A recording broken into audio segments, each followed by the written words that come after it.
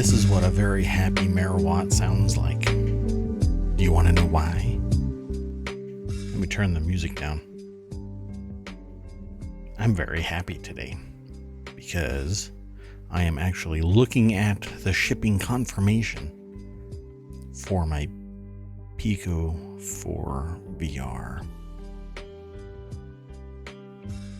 Let's start the day. This is ohmTown Daily News show for November 17th, 2022. Oh, you know what? I didn't do the title for the episode. That's okay. We'll do it live. Here we go. Hello, and welcome to another ohmTown Daily News show. I am Merawat.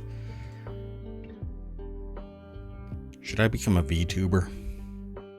That way you don't see this. It's just some dude. But a neat VTuber. I could be mayor with a bowler or a top hat. It's what I actually intended to do. But stopped short. And then just hung on to it. Anyway. So, what's going on with Ticketmaster and something like price surging to $32,000 for a ticket or something like that? God. Oh, man.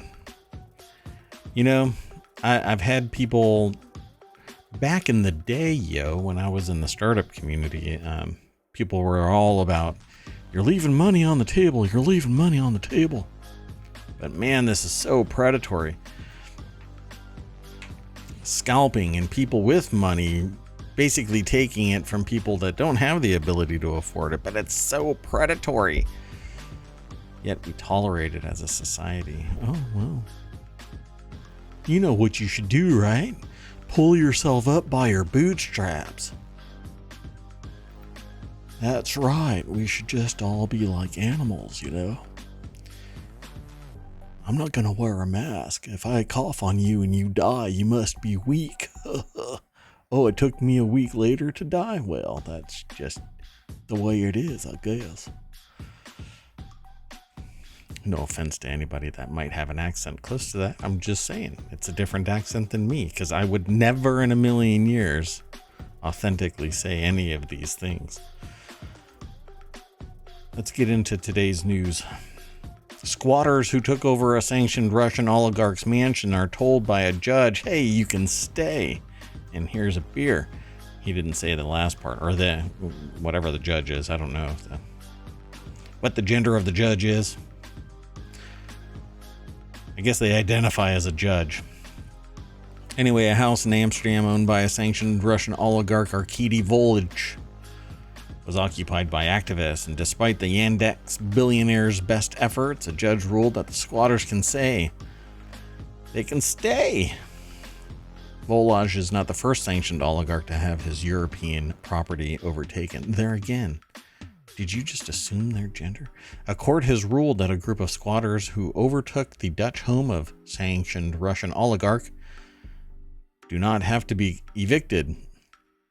Yes, the Russian oligarch must come and shoo them away directly. Well, that always works out well. Maybe there's no castle doctrine with it. Well, they're not there, so I guess there is no castle doctrine. Anyway, this was in the Hedge Ideas channel because it is sourced from Business Insider, and Mia Jankowicz, or Jankowicz, I'm not sure how they pronounce their last name. And this here it's a picture on businessinsider.com site, with Russian President Vladimir Putin on the right, and with then Yandex's CEO Arkady Volodych on September 21st, 2017 in Moscow, Russia, pointing over to Amsterdam saying, hey, those people over there just took my house. And Putin says, Yep. Loser. Anyway, I know. I'm just jealous because I don't have an Amsterdam mansion for people to squat. That's okay. Anyway, let's see if there's anything else interesting in this article. Volich was sanctioned by the EU in March for providing financial assistance to the Russian government, as well as facilitating state media narratives through the search engine he co-founded, Yandex. Volich stepped down as Yandex CEO in June, maybe even saying, "Screw you, got mine. Thanks for making me a billionaire. I'm outie." They probably did not say that, but anyway, his home in Amsterdam was frozen as part of the measures. Situated in an upscale neighborhood, the house is one of the most expensive in the city, overlooking the picturesque Vondelpark. I assume that's how you pronounce it, but somebody correct me if I'm wrong. Throw it phonetically into chat, and if you say that it sounds just like the pronunciation of Bob, I will not believe you. One of the organizers of the squat, who identified herself only as Joe, told De Telegraaf that the property was empty and that it had around 9 baths. There is a toilet and a sauna on each floor, she said. Several people have moved in, most of them students, the paper reported. Cool. Hey, at least the house is being utilized. And it isn't just, abandoned until somebody shows up, and maybe they'll leave him a room and he can just maybe he can big spoon or little spoon, depending on who the occupant of the room is, and stay warm, depending on the season. Doesn't Amsterdam get a little chilly? Anyway, the next article is over in the Smack Talk channel, and that's because it's about an Apple product. It's coming from Apple Insider, and it's the iPhone 15 Pro is rumored to get Thunderbolt connectivity. Ming-Chi Kuo, again, is belting it out that, well, they know all and see all, and really, you could probably just throw an iPhone at the wall and whatever you say is going to stick to some degree, and if it doesn't, it will eventually. So just keep on blurting out various things. So I'm just throwing it out there that of course USB-C and Thunderbolt connectivity is going to come to the iPhone 15, because for all of Europe, that's what's going to have to happen for the iPhone 15, then the next iteration of the phone, and any other iteration, I would say. If there is an interstitial one that's coming, the iPhone 15 is going to get USB-C connectivity, and rightfully so. I think that everything should shift over to USB-C. I have a little box right here that's powered by USB-C. If I can do it, why can't Apple? For crying out loud, my profit margin is dramatically smaller than Apple's. So I think that they're going to switch over to USB-C just to have consistency across all of their devices. And they still have this wacky thing. It's not really wacky when you actually look into it, but their connectors have chips in it that regulate the voltage and monitor and let the devices know what each end is. They're quite intelligent. That's why they're expensive.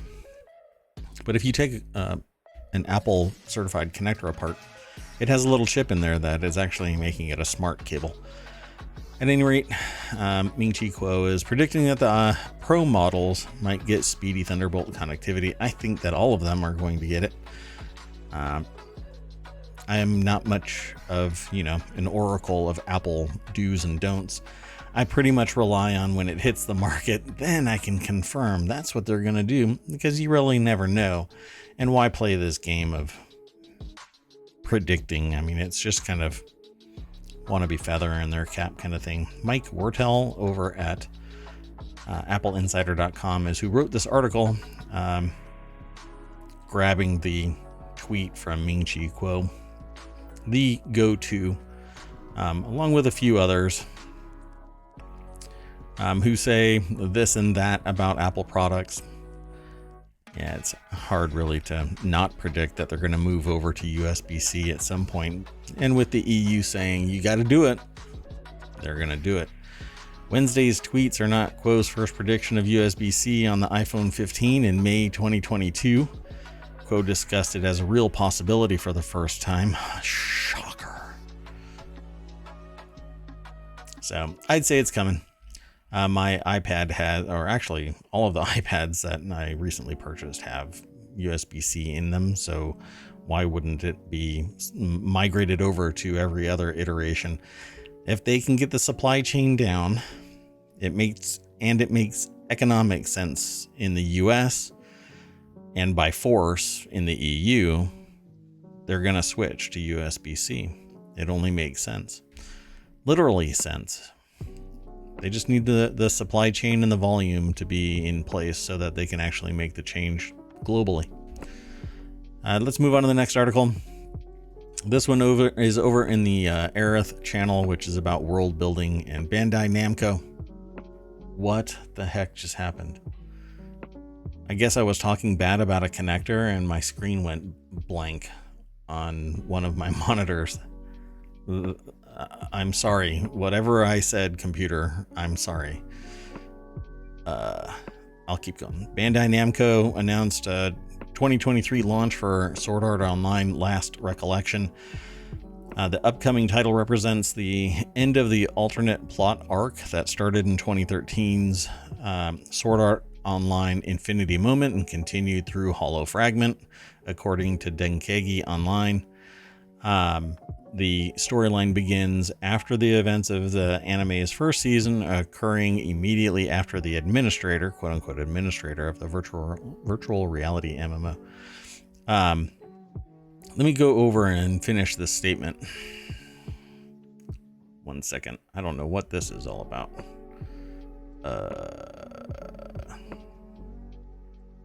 One second. Yes. Okay, I'm not sure what's going on. Whoa, what's going on? Anyway, Tin Manuel is the author of this over at rpgfan.com. And let's see here. Let me scroll down. I'm not going to play the video. You can go over to rpgfan.com and read the rest of the article and watch this video, but I'll kind of hint at what's going on. Alicization, I guess, is the name of the virtual reality MMO, has been defeated. That's the administrator. So this new expansion is occurring immediately after the administrator of the virtual reality MMO, Alicization, has been defeated, and it will give the beloved characters like Alice and Yuigo new character twists and roles as they fight a new threat to the game. I have only looked at Sword Art Online periodically. It's not really my particular breed of game, but this goes into greater detail about who is doing what, the voice acting throughout the game. And it says, based on Sword Art Online's War of Underworld anime arc, a new story unfolds with tough challenges that await our beloved hero Kirito and his new friends. Players will unmask the Dark Knight and find out if Kirito and the crew will survive the relentless battling against the forces of the Dark Territory. Dun dun dun. So go and check it out over at RPG Fan. I'm gonna make a pretty quick shift from gaming and tech over to just a brief political kind of well, let's just say that it goes 0 to wingnut in basically a title. So this is in the Hatch Ideas channel, which is usually about business transformation, but it was captured because Business Insider wrote this article. And it says here, this is the title, and I'm not kidding. I wish that I was making this up, because then somebody could sit there and criticize me for being, biased or whatever, right? But this is actually what went on. Herschel Walker. So in the United States, he's running for a campaign in Georgia and is at a stump speech on Wednesday, which is basically just a political campaign stop and talking about stuff. Anyway, this is the title. Herschel Walker veered off in a campaign speech to rant about werewolves killing vampires. Okay, it's a title. Maybe, just maybe, context is lost, but no, you read it right, and that's exactly what it is. Herschel Walker delved into an ancient mythic debate during a Wednesday stump speech in Georgia. The Senate candidate came out as pro-werewolf as he described the plot of a vampire movie, and nobody knows what vampire movie he's actually talking about. Maybe later. I don't really pay much attention to Herschel Walker, only because I think he is a wingnut, and so I pay enough attention to know the position of the person, and it deviates from reality. Anyway, the Senate candidate came out as pro-werewolf as he described the plot of a vampire movie, which again nobody knows, and is quoted as saying, "A werewolf can kill a vampire. Did you know that? I never knew that," he told the crowd. Yeah. And just so you know, the House of Representatives in the United States is made up of an ever-growing population based on the population of states. And the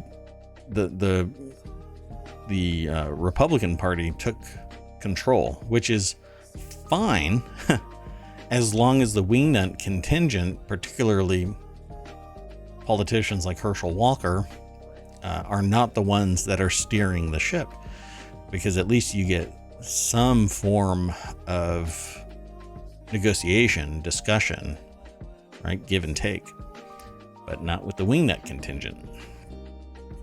So let's go and look at this article for a little bit more detail. Can we glean something else from this wise former NFL player, Herschel Walker? Aaron Snodgrass is the author over at businessinsider.com. And I'll jump right to it. No, we're not going to get much more out of this, other than deeper into the vampire werewolves dilemma. Which side are you on? Werewolf or vampire? Do we want to go, I don't know, like they say in here, is it Fright Night? Is it, so he says, for more than 2 minutes, Walker stood at the podium recounting the apparent plot details of this mystery movie, which he identified as Fright Night, Freak Night, or some type of night. That's the quote. Well, Fright Night is a 2011 remake and a 1985 movie where vampires are the heart of the story. And I've actually watched the original 85 version of Fright Night, which was pretty cool. I mean, to me, when I was younger, I'll just say that. I don't want to give away my age, and I'm on small window. So if you can glean my age, let me know in chat. And I'm going to be curious if you actually can guess what it is. Anyway, let's just say I don't seem, maybe people have told me that I don't, first off, act my age or talk politics like I'm somebody that age. I'm giving you a little bit of detail, so maybe that will allow you to properly guess how old I might be, but that doesn't matter, right? This is either a VOD or a podcast, but either way, I'm not sitting there at a podium talking about vampires and werewolves. It's not Underworld. It's probably Twilight. But anyway, so where do you think? Apparently, the NFL player reined it all back in and tied it to faith. And that's where they said that where it is in our life, it don't even work unless you've got faith. And then he burst into song and said, gotta have faith. No, he didn't. He just said, we got to have faith, which the crowd burst into song saying, we got to have faith. No, that's not true. Anyway, Walker's pro-family and anti-abortion campaign has been marred by revelations that he's been hiding secret children from public view, and that there's an allegation that from a former girlfriend that he paid for her abortion, which he's denied, but you know how that is. You know how you can tell when a wingnut is lying? Their lips are moving. Anyway, let's move on. This one is really interesting because I have shown this to several people now, and we can't quite figure out why it is this way, but an animated video of a meteor shower shared by Mary McIntyre was banned by Twitter's automated tools. And for her to remedy it, well, she has to agree to something, and she refuses to. So an astronomer in Twitter limbo over intimate, quote unquote, intimate meteor. And so let's go over to the source. Come on. Astronomer in Twitter limbo over intimate meteor. This is over at bbc.com by Zoe Kleinman. And it says here, her only option is to delete it. However, in doing so, she'd have to agree to the fact that she broke the rules, because it's a 6-second animated clip featuring intimate content, but it is nothing more than a meteor, and you can actually see a still from the video that was banned by Twitter, and that's over at bbc.com if you want to see it. To me, it's titillating. I mean, she may have,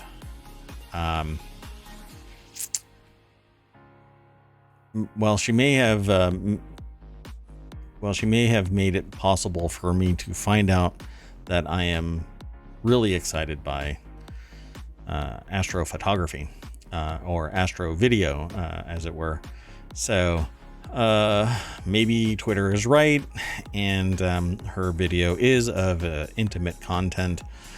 Anyway, her initial 12-hour ban went on for 3 months, and she exhausted the online appeals. And now Elon Musk owns it, and all of the staff are gone. And so who knows if anybody's ever going to be able to reverse this. BBC tweeted Twitter's support account and contacted Mr. Musk via SpaceX because Twitter currently has no communication department, and there has been no response. Ms. McIntyre said other astronomers had shared the video on her behalf without consequences, and she's worried that if she agreed to Twitter's rules of reinstatement, her non-existent misdemeanor might be flagged up, as she has regular checks in order to work with school-aged children explaining astronomy. Yeah. So, tech commentator Kate Bevan said it was an example of the limitations of the current artificial intelligence tools used by Twitter and other social networks to carry out moderation tasks. So, what normally happens, even in criminal investigations, is automated tools flag things for human review. There should always be a human making some type of determination as to what should be limiting of somebody else. It should not just be automated. I don't think it should be automated for music. I don't think it should be automated for posts. I don't think it should be automated fully. If an analysis is done automatically, it should flag something and send an alert. Somebody might be hacking my firewall, and I don't sit there. What happens is it fails closed, notifies me, I review it, and I'll open it up. But at no time do I just let it fail shut and leave it. Why? Because at some point, whoever might be knocking can come through. I want to see what's going on. This is, it failed shut, and then everybody assumed. Boom, done. And this is an educator, for crying out loud. Anyway. At the end of this article, they say, it's not a problem that is unique to Twitter. In 2021, the owner of a small digital photo gallery had pictures of wildlife, landscapes, and buildings blocked by Facebook on the grounds that they contained overtly sexual content. There's actually a link to that article at bbc.co.uk in this article. So go over there and check it out. The next article is a watch, the black and white ceramic Zenith Defy Classic. I don't know what Fuselp is. I'm not sure what that is. So anyway, there's been a surge in luxury and fashion brand collaborations, now turned to Zenith and Fuselp to jump the trendy train with a release of 2 distinct capsule collections of watches and apparel, a duo of monochromatic black and white ceramic Zenith Defy Classic skeleton watches. Check these out. I dig this kind of stuff. Ceramic watches. The article is by Xavier Markle. 2 Alpine stars join forces to create capsule collections. And this is over at Monochrome, or monochrome-watches.com. Go and check them out. They always have these great photographs. These look like real photographs. I tend to look at these, and sometimes they're so perfect that perfectly lit, perfectly everything, that they actually look kind of fake to me. But these actually look legit. And they have a white one. They have a black one that's not solid black. It's more of a kind of a gunmetal black. And looks really neat. Very geometric. The capsule collection, Zenith and Fuselp, elected to the sporty chic Defy Classic, dressed for the occasion in black or white ceramic, 41 millimeters. The domed sapphire crystal has anti-reflective treatment on both sides, and the watch is water resistant to 100 meters. If you're using this in a diving situation to 300 meters, you might be an alien. Anyway, the date is displayed at 6 o'clock and blends nicely into the intricate design. The whole skeletonized date wheel is actually visible behind the dial. So yeah, you can actually see it. It's really neat. And then on the back, the case is skeletonized so that you can actually see the gearworks. It's pretty amazing. I love this stuff. Cannot justify buying it, but I love seeing it. Let's scroll down a little bit. So hold on, let me do a conversion here.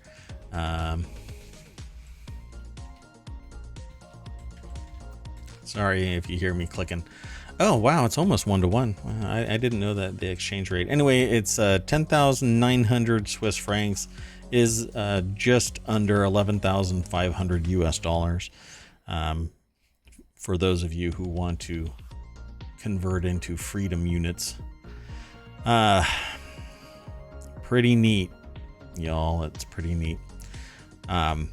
Yeah, I can't justify spending thousands of dollars for a watch, but I encourage you all, if you're interested, to go over to Monochrome and check it out. monochrome-watches.com.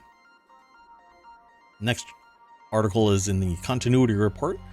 This is one of the channels that I'm actually going to be spinning up the beginning of January.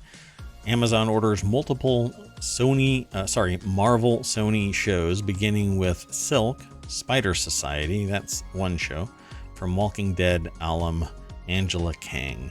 Amazon is officially moving forward with multiple live-action shows based on the Marvel characters controlled by Sony, Variety has learned.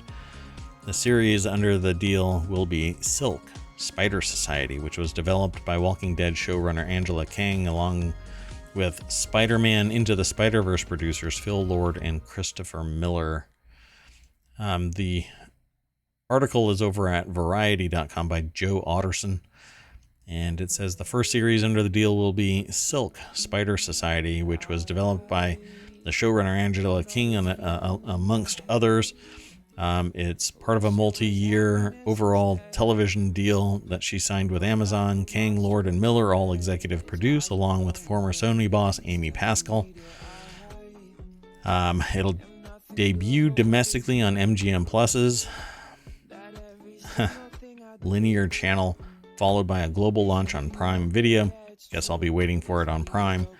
The show is based on characters created by Dan Slott and Humberto Ramos for Marvel Comics. I really wish that everything would have been transferred over to Disney for continuity of its storyline. It follows Cindy Moon, described as a Korean-American woman bitten by the same spider that bit Peter Parker, as she escapes imprisonment and searches for her missing family on her way to becoming the superhero known as Silk. There's a little bit of artwork there. Pretty cool. I'm not sure what else is going to be in this article. There's a bit more, but it goes into the minutia of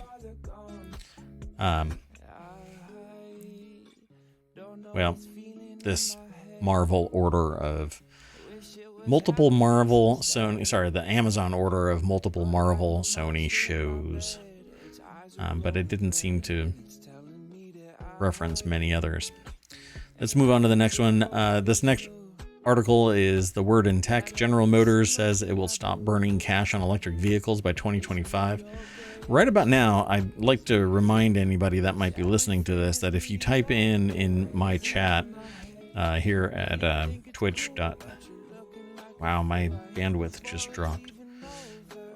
Twitch.tv/ohmTown. Exclamation point showbot. That'll give you a URL, ohmtown.showbot.tv. You can go there and vote on articles that you might find interesting, and it'll remind me to keep my eye out for articles of the same ilk for me to either do a deeper dive, which I can do, or include more articles like it, so that you are interested in some of it. Now, I aggregate about 200 news sources into ohmtown.com, and it all gets funneled into 6 main categories and 50 channels. I'm actually planning on changing out some of these channels for areas of interest, and if you're interested, you can let me know by going into my chat and typing in !S and then a topic that you might be interested in, and that'll throw it over into Showbot. I'll just delete the stuff that might be offensive or not appropriate in some way, or not on target for what its intended purpose is. But keep it in mind if you hear this as a podcast or the VOD here on Twitch or over on YouTube as long-term storage, because I only have 60 days of storage here on Twitch. Anyway, so back to the article. General Motors says it'll stop burning cash on electric vehicles by 2025. General Motors wants to be the biggest seller of electric vehicles in North America. Maybe the planet too, ? According to this article, it has it in brackets over at The Verge. Or parentheses, sorry. And so far, it's burning a lot of cash to get there, but by 2025, the cash burning will officially cease, as the company projects its EV program will be solidly profitable by then. Nice. Hey, you know what, GM? Why not make a battery swapping system that is safe and secure and won't be cut out of a car like a catalytic converter, costing people either insurance or thousands of dollars to replace. The company is the largest automaker in North America. Outlined the plan to achieve this goal to investors in a splashy event in Manhattan on Thursday. Interestingly enough, the valuation for all of the other major vehicle manufacturers still is eclipsed by Tesla the last time I saw anything, which was about 6 months ago. But the article's over at TheVerge.com. Andrew J. Hawkins is the author. The largest automaker in North America is laying down a marker for itself to sell 1 million EVs annually by 2025. But it won't be easy, according to the author of this, and maybe GM itself.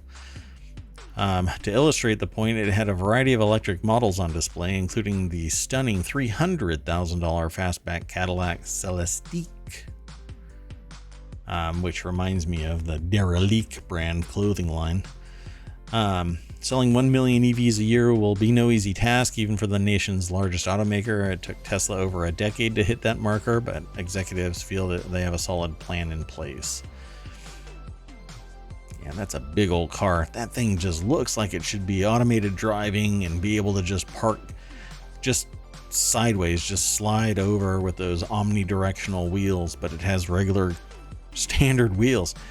I mean, we're in the 21st century. Cars shouldn't have to do this quirky angling of, calculate the hypotenuse to get your butt inside a parking spot. And then to get out, you have to shoehorn your way out or wrap the cars on either side of you in rubber so that you can slide out like maybe a wet bar of soap. I actually had somebody pull up behind me in their car. I'm already trapped behind a car, and they honked their horn at me as if I was supposed to be able to teleport myself out of this jam so that they had more space. Yeah. And I wanted to get out of the car and explain physics to them, but apparently what they did was they looked behind themselves and they realized that yes, there actually was space behind them because I wasn't going anywhere. Anyway, its most recent earnings report, GM said that it's on track to sell 44,000 Chevy Bolt EVs and EUVs at a loss in the US by the end of the year. The Bolt is the company's lowest priced plug-in model and the only one that it's currently selling in high volume and unprofitably. And only 44,000 of them. How are you going to get to 1 million in 2 years? You're out of your mind. If anybody believed that, they have to be blowing smoke so far up investors' behinds that it is getting brain fog. It's weird. GM's other battery electric models, the GMC Hummer EV and Cadillac Lyriq, are still slowly ramping up production, and next year the Chevy Silverado EV and Chevy Blazer EV will join the lineup. GM, take the market by storm by making a standardized battery for all of the models, and depending on the model, be able to stack multiples of them so that they have equal distance capabilities, and get all of them to have close, 300 miles, 275 miles, 350 miles. But for crying out loud, just make it so that I can get in and out of a charging station instead of having to spend 30 minutes to 2 hours waiting for it to charge up. Am I wrong? Am I the only one that thinks that it's still not prime time? It's early adopter days still? Anyway, the next article, and the last one for today, is Waymo shows off its futuristic transportation as a service vehicle. This is the same company that got a ticket, but then didn't get a ticket because the police said, well, there's no driver. I don't know who to ticket. And you can't ticket the person that's in the passenger seat behind an automated vehicle. Maybe the law will change, and you'll have to have a recording of the passenger in the back seat going, slow down, as the Waymo vehicle is just driving at speed. Waymo is now running a robotaxi service in 2 states, but the vehicles for those services are retrofitted commercial vehicles. The company rolls around in either the 4th-gen Waymo vehicles built by the Chrysler Pacifica Hybrid or the 5th-gen driver built on the Jaguar I-Pace. That's all great for enabling Waymo's service to get up and running, but these vehicles, which are full of controls and dials for human drivers, are driven by a robot that in the long term doesn't actually need a steering wheel or pedals.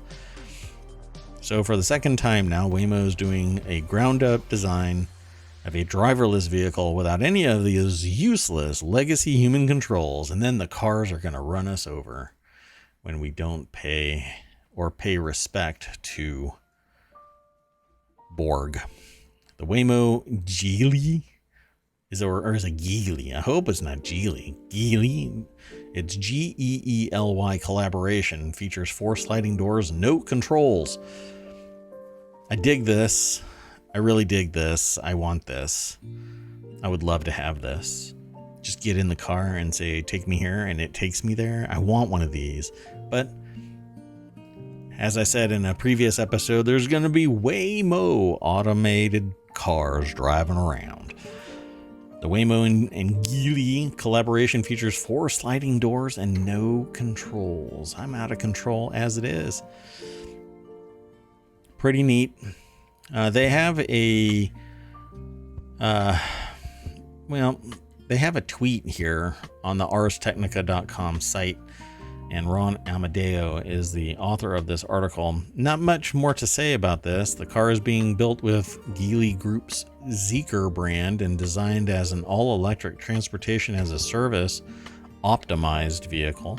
And the car has no steering wheel, pedals, mirrors, 4 automated sliding doors open up like it's some kind of road-going subway train. Inside the minivan seats 5 people, including 2 in the front, where the dashboard contains nothing but a centrally mounted touchscreen and probably a speaker that says, "Welcome to your doom. On your knees, humans. Bags of mostly water." Anyway, they have a link to a video on Twitter at the Waymo account there. Apparently it's still marked as official. They must be paying $8. All electric, riders first, designed specifically for fully autonomous ride hailing. Take a peek at our new mobility platform in partnership with Geely Group, available in the years to come. That does not bode well. I don't know. I dig this thing. I really dig it. Looks really nice, at least to me. I want to see what the inside looks like. There it is. That's apparently what the render of the inside looks like. I don't know if that's legit. But oh God, this is so futuristic and awesome. I love this. Anyway, go and check it out over at arstechnica.com. And if you don't go through the links over at Showbot or the show notes, just go over to Ars Technica and do a search for Waymo shows off its next truly driverless prototype car. And that, by the way, is not the original title. The original title was Waymo shows off its futuristic transportation as a service vehicle. And then they changed the title to say Waymo shows off its next truly driverless prototype car. Come on. I really hate it when news organizations change their titles on the fly. Whatever. This actually has a little caption above it that says, "I want that living room interior in the US." What? I don't understand that. Anyway, that is it for today. I am Mayor Watt. This has been the ohmTown Daily News Show for November 17th, 2022. I'll see you tomorrow, 6 p.m. Eastern here in the States. Bye-bye.